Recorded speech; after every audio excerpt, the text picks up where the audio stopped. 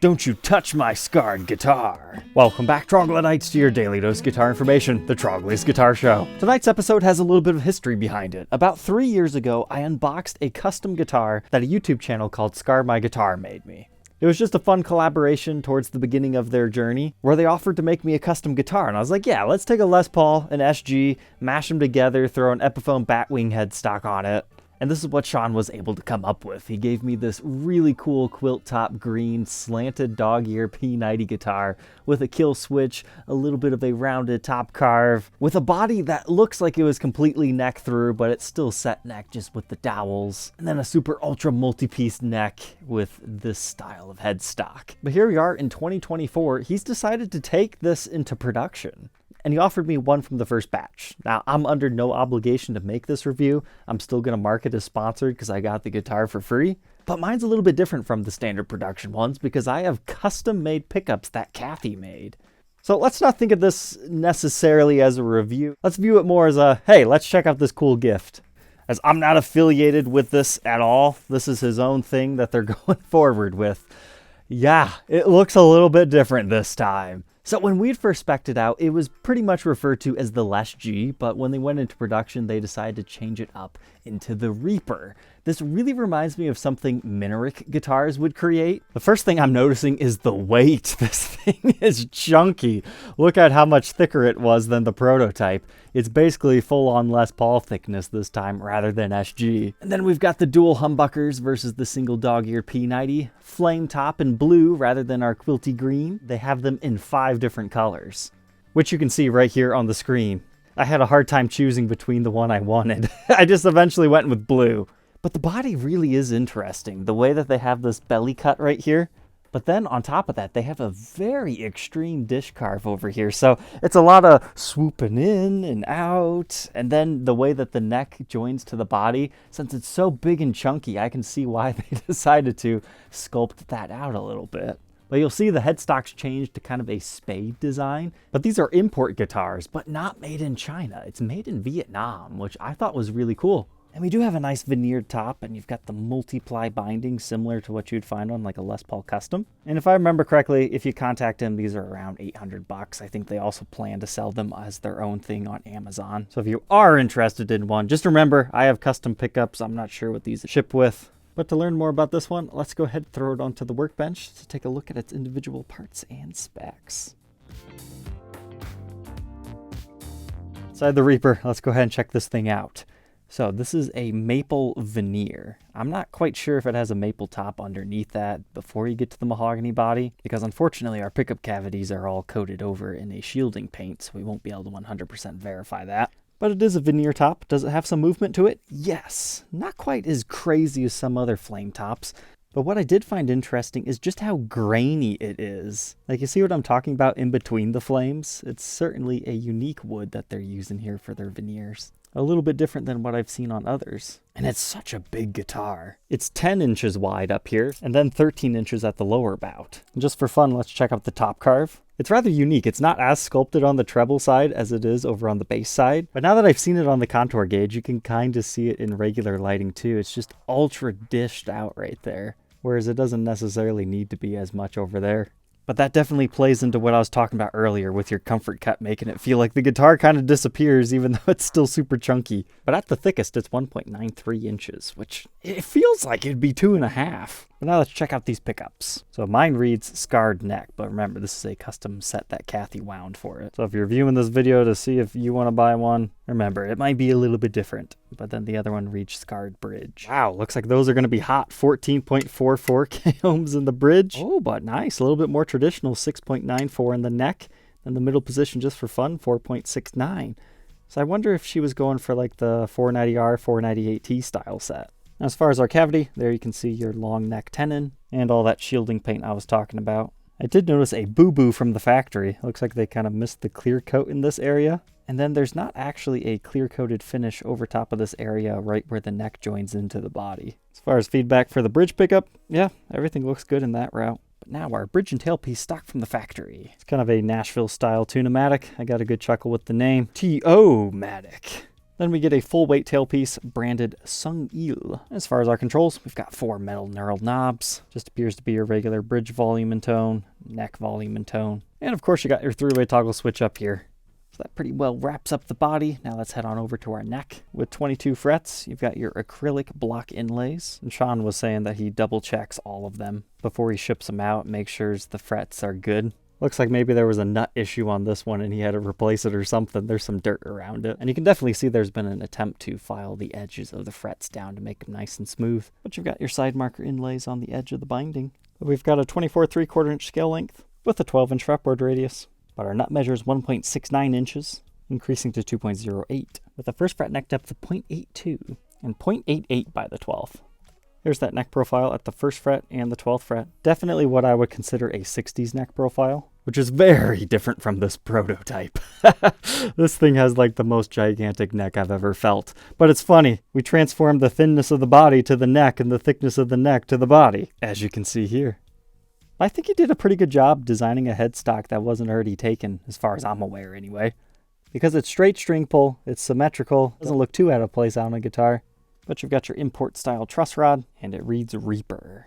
And now we can move on to the back. I think the factory did a pretty good job of hiding a 3-piece body. Like I would say this seam line, yeah, you can eventually see it. But there is another one over here as well. Seam lines are always a little bit easier to see along the edge. But I found this rather peculiar. It looks like something happened to this guitar, like it chipped out along the edge during production, and the factory just spliced another little piece of wood in there. It's funny. I noticed another one of those right there where that black line is. I would assume the black was glue that just kind of seeped out. That one's not as clean of a thumbnail job. But I kind of like the one along the edge, because it goes from dark to light. And if we really want to get in the factory's face about it, you can also see some glue seepage over here on the neck, as well as some other stuff going on within the grain of the wood. Is it going to affect playability? No, but it just, again, leads to the legacy of the scarred thing. And you gotta remember, production guitars like these, I think this is serial number 6, so maybe later serial numbers, they'll understand what they're doing a little bit better. I'm not sure how many of these he's going to produce, but that's just something I noticed. But here's the type of toggle switch that it comes with stock. And then we've got Korean branded pots in this one. It's the smaller style. I think on his live stream he was saying the upcharge for full-size pots just wasn't worth it. And then I thought for sure I checked to see if there were push-pull pots. They didn't come up. But yeah, sure enough, I look back here and give them a better tug. Yeah, you do have coil splits on these. Here's a look at the output jack that they're coming stock with. And you've got a strap button down here and one up here by the toggle switch. So now we can run up the back side of the neck, where we get to our quite chunky volute. It's so strange to see a volute on a guitar that doesn't really have too deep of a headstock pitch, but these do come stock with lock tuners, so that's nice. And here's that serial number I was talking about. There's not a lot of downward pitch to these strings. I don't think it's really gonna matter once you start playing it, but I did notice if for some reason a big bend happens to lead this out of the nut, there's not a lot of pressure keeping that in there. So I suppose if you did a really crazy strum, it's possible that could fall out. So maybe increasing that a degree or two might be good. Or worst case scenario, add a string tree. But I'm really curious about the weight on this one. What I'm anticipating, it's not going to seem that heavy, but all the weight is in the body, so it's a little bit disproportionate. So let's go ahead and see. Yeah, 9 pounds, 5.5 ounces, but it feels closer to 12. All right, let's go ahead, plug it in, and hear how Cathy's pickups sound.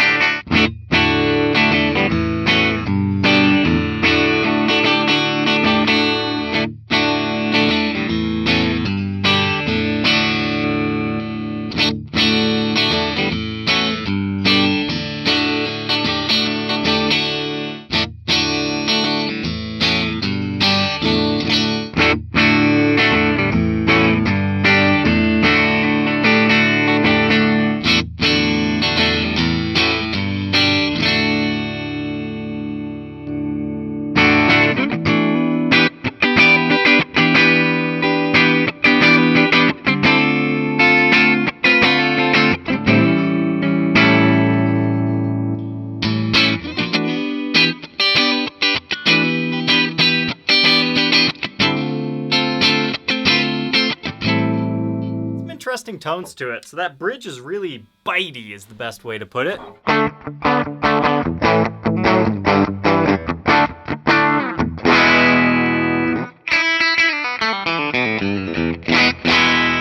And your neck pickup.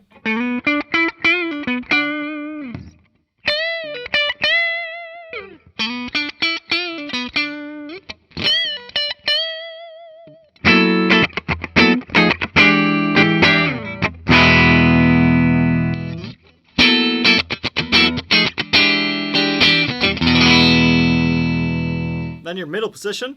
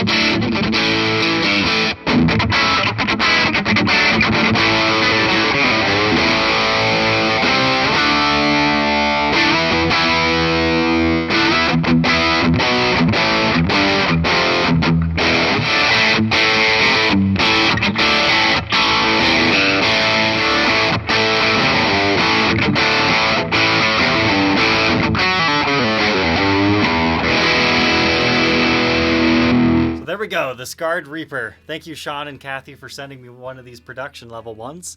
If you were asking me my opinion on what I would change on further production units, I would suggest maybe taking a 1/2 inch off the body, because it feels just a little bit too much body on this thing. Like, I get it, is that perfect balance between not making it neck dive, but at the same time, I could see how somebody might like the heftiness of this guitar. As far as the neck, I think you guys nailed that down with your manufacturer. That is a very nice feeling 60s neck. Like, it's not too overly slim, and it's nice that you included the volute. And maybe if you could tilt the headstock another degree or two, that would ease my irrational fear of the E string popping off. I didn't notice any of that while playing it. And maybe toy around with different push-pull pots. These ones are a little bit stiff feeling, I would say. But otherwise, I think you guys have a nice original design here. Might not be for everybody, but it's fun. It's not just another Strat clone on the market. So in my eyes, that means it's a great little endeavor here. So all right, Troglodytes, I hope you enjoyed tonight's episode. If you're interested in following Sean and Cathy on their guitar journey, you can visit their YouTube page, Scar My Guitar, or Scar My Pickups, and we'll catch you guys tomorrow on the next episode. Take care. If you enjoyed tonight's episode, outside of checking out the Les G, you might also enjoy the Mineric Inferno. It's this crazy, super flamey, weird guitar. Yeah, I reviewed that a long time ago.